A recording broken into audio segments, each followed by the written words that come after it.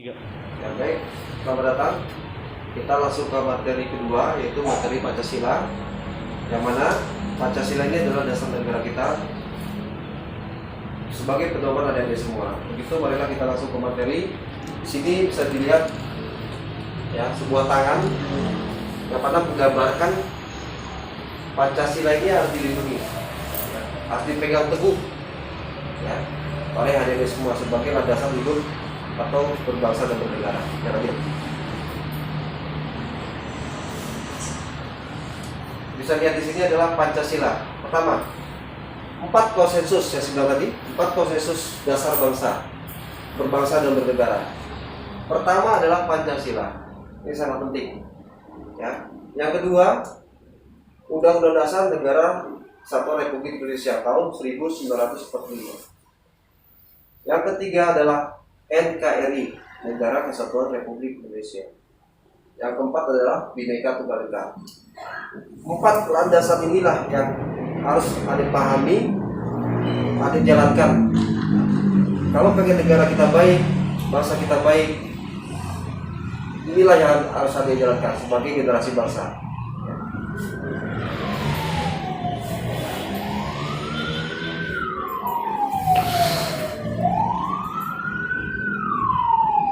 Oke, lanjut. Sejarah lahirnya ideologi Pancasila. Pada zaman Belanda, pada tanggal 8 Maret 1942, ya, sejarah lahirnya ideologi Pancasila. Dilanjut, berakhir disambung oleh zamannya Jepang. Ya, Jepang kalah penjajahan Jepang dan tentara sekutu pada tahun 1944, yang mana di situ terbentuklah sebuah janji satu pada tanggal 7 September 1944, yang mana di saat itu PM Kaiso terlahirlah janji kedua pada tanggal 29 April 1945 tanpa syarat. Ya, ini kalah tanpa syarat pada tanggal 29 April 1945. Terlahirlah maklumat Gunsekan, ya, yang dibuat dasar bentukan BPUP PKI. Lanjut.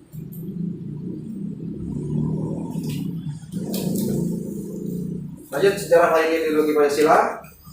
BPUP PKI dilantik pada tanggal 28 Mei 1945. Sini konsep dasarnya, ya. Anda bisa lihat konsep dasarnya untuk melahirkan Pancasila. Nah, lanjut.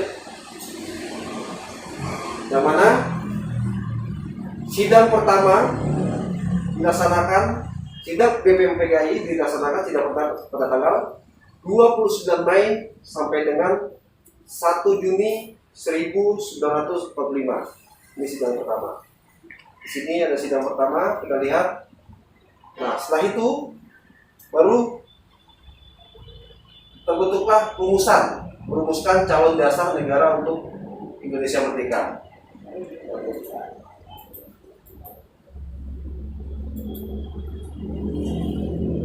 Pada tanggal 29 Mei 1945 ada 4 usulan dasar negara secara lisan yang diusul oleh Bapak kita Muhammad Yamin. Ya, 4 usulan dasarnya. Pertama, 1. Peri kebangsaan. 2. Peri kemanusiaan. Ketiga, peri ketuhanan. Keempat, peri kerakyatan. Kelima, kesejahteraan rakyat.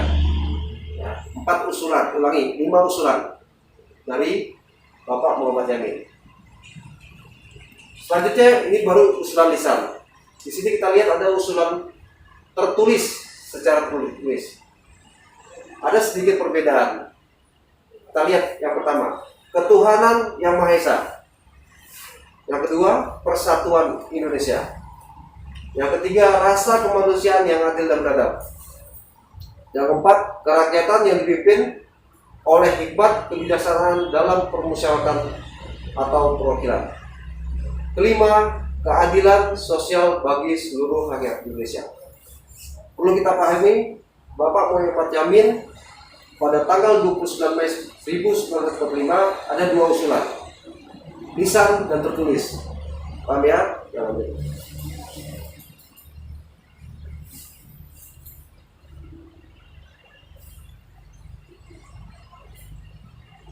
Ya.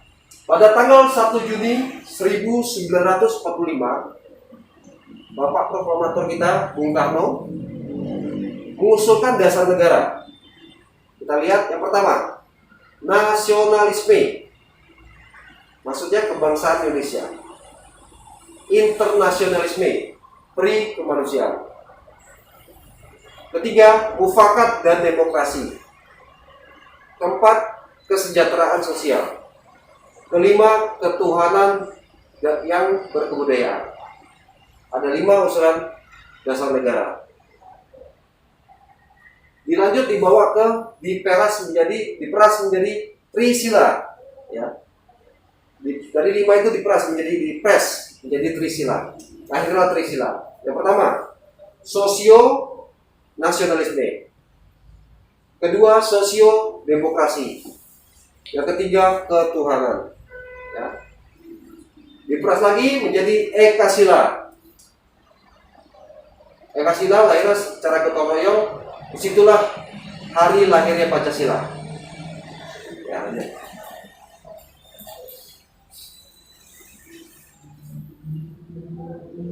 Dilanjut pada tanggal 22 Juni 1945. Di situ ada Piagam Jakarta, ya.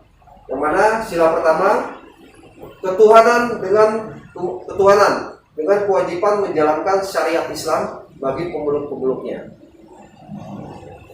Nah, dilanjut sidang kedua pada tanggal 10 sampai 16 Juli 1945 merumuskan rancangan hukum dasar. Jadi rancangan hukum dasar diadakan sidang pada tanggal 10 sampai 16 Juli 1945.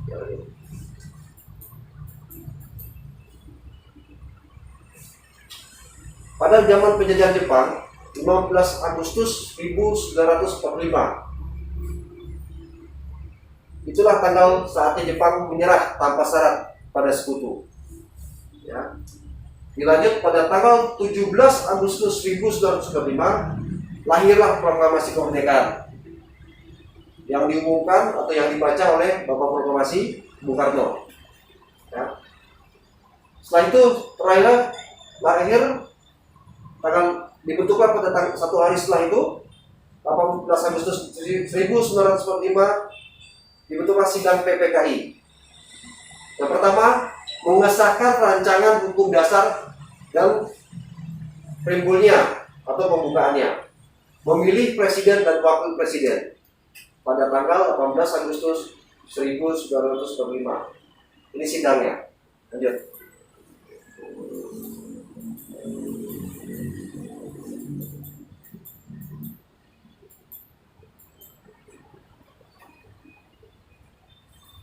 Berada dalam rumusan pembukaan Undang-Undang 1945. Digali dari Khasanah Budaya Bangsa. Ciri-ciri religiusnya, yang pertama, prinsip kemanusiaan. Kedua, utamakan persatuan. Ketiga, utamakan musyawarah dan mufakat. Ini adalah prinsip religinya. Yang mana pada kala itu para pendahulu kita, ini prinsip-prinsip dibentuknya. Lanjut. Dalam pembukaan Undang-Undang Dasar 1945, maka disusunlah kemerdekaan kebangsaan Indonesia itu dalam suatu Undang-Undang Dasar Negara Indonesia yang terbentuk dalam suatu susunan negara Republik Indonesia yang berdaulat rakyat dengan berdasarkan kepada ketuhanan yang Maha Esa, kemanusiaan yang adil dan beradab, persatuan Indonesia dan kerakyatan yang dipimpin oleh hikmat kebijaksanaan dalam permusyawaratan mufakat, serta dengan mewujudkan keadilan sosial bagi seluruh rakyat Indonesia.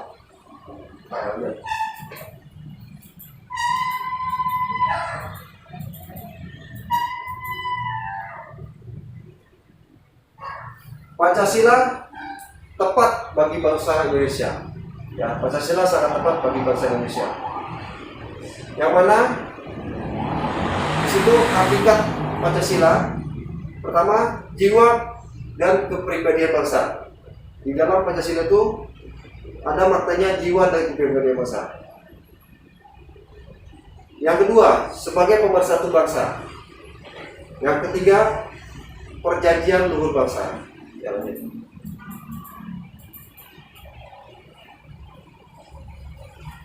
Pancasila memiliki makna. Pertama, kekuatan yang sah. Kedua, alasan kuat, benar atau adil. Dapat diterapkan pada tempatnya. Tempat dapat mengerjakan atau menyelesaikan hal yang dirancang sebagai konsensus dasar perekat bangsa. Ya.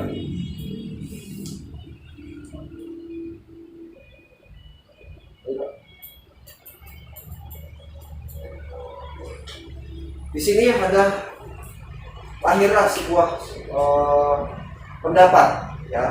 Di sini ada menurut Dr. Alfian ada 3 dimensi Pancasila, mengenai Pancasila. Pertama, realitas, idealisme, fleksibilitas.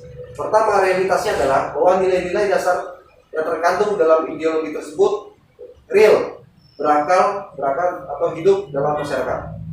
Yang kedua, idealisme, bahwa ideologi tersebut memberikan harapan tentang masa depan yang lebih baik. Ketiga, fleksibilitas, bahwa ideologi tersebut memiliki keluasan yang memungkinkan pengembangan pemikiran. Sebagai ideologi terbuka, Pancasila diharapkan selalu tetap komunikatif dengan perkembangan masyarakatnya yang dinamis dan sekaligus mempermantap keyakinan masyarakat terhadapnya. Maka ideologi Pancasila harus dibudayakan dan diamalkan. Jadi, di sini poinnya adalah Pancasila harus ada dipahami, harus dipertahankan, harus dibudayakan, dan harus diamalkan. Ya, setiap butir-butir Pancasila itu harus dipahami sehingga kita dapat melakukan kegiatan sesuai dengan aturan-aturan atau sesuai dasar Pancasila kita.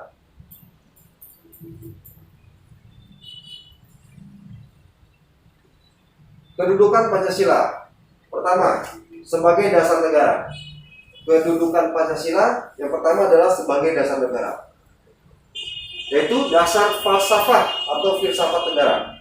Yang kedua, dasar pengaturan negara. Yang ketiga, pokok kaidah negara yang fundamental. Selanjutnya, sebagai ideologi nasional. Yang dimaksud adalah sumber inspirasi atau motivasi juang. Yang kedua, orientasi bangsa nasional atau daerah, ideologi terbuka. Yang keempat, jawab tantangan dari perkembangan dunia yang dinamika. Yang ketiga, sebagai pandangan hidup bangsa. Yang dimaksud adalah jalan untuk kenal latar belakang atau cita-cita bangsa, pedoman perilaku, membentuk jati diri, hadapi segala permasalahan. Jadi kedudukan Pancasila adalah ada 3: dasar negara, ideologi nasional, dan pandangan hidup bangsa. Nilai-nilai yang terdapat dalam Pancasila. Pertama, kedamaian. Kedamaian situasi menggambarkan tidak adanya konflik kekerasan. Yang kedua, keimanan, suatu sikap yang menggambarkan keyakinan akan adanya kekuatan transendental yang disebut Tuhan Yang Maha Esa. Yang ketiga, ketakwaan. Ketakwaan adalah suatu sikap berserah diri secara ikhlas dan diatur oleh Tuhan Yang Maha Esa, bersedia tunduk dan mematuhi segala perintahnya serta menjauhi segala larangannya.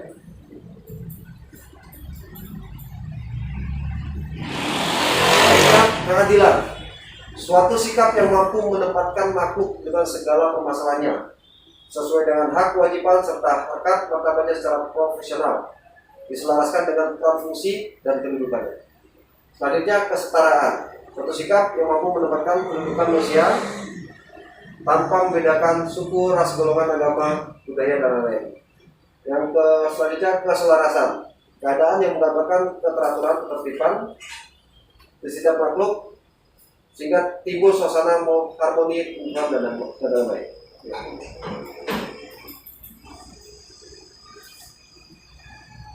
Selanjutnya keberadaban, persatuan dan kesatuan, yang terakhir adalah mufakat.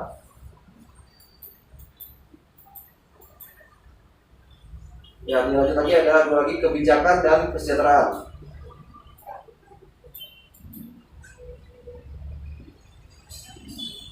Dan dilanjut peran Pancasila bagi kehidupan bermasyarakat, berbangsa dan bernegara. Di sini ada poinnya, HAM tidak dibenarkan bertentangan dengan Pancasila. Ya, jadi kita bicara HAM, tapi tidak dibenarkan berkaitan dengan nilai-nilai Pancasila. Pandangan sikap bangsa Indonesia mengenai HAM, Pancasila harus didasarkan secara konsisten. Tujuan nasional dalam pembangunan mengutamakan persatuan dan kesatuan. Salah satu misi bangsa Indonesia adalah menghadapi masa depannya. Pancasila sebagai landasan pemersatu bangsa, menjadikan Pancasila sebagai ideologi terbuka, Pancasila sebagai dasar atau acuan berpikir, bersikap, bertingkah laku dalam kehidupan berbangsa. Ya, ini salah satu materi Pancasila yang mana inti dari pelajaran ini adalah adik-adik harus paham tentang dasar negara, ya, dasar negara. 4 landasan dasar negara sudah jelas, sudah 4 Pancasila, Undang-Undang Dasar 45, Bhinneka Tunggal Ika, dan NKRI. Itu wajib dipahami untuk sebagai landasan hidup. Yang mana kalau kita berkehidupan di masyarakat, di lingkungan sekolah, lakukan itu. Ada Pak RT, lakukan yang baik-baik. Ya, jangan melakukan tindak-tindakan yang bisa merugikan sekolah, nama baik sekolah, nama baik orang tua maupun adik sendiri. Banyak hal yang bisa merugikan adik. Seperti apa? Pertama, narkoba. Yang kedua, pergaulan bebas. Yang ketiga, minuman keras. Itu jangan, kalau bisa dihindari untuk masa depan adik-adik, untuk kebaikan keturunan adik. Lakukan hal dari sekarang yang baik-baik. Jangan menyesal kemudian. Sekali lagi, lakukan yang baik, jangan menyesal kemudian. Jalani hidup dengan berdoa dan ikhtiar, tetap semangat dengan landasan Pancasila NKRI. Terima kasih.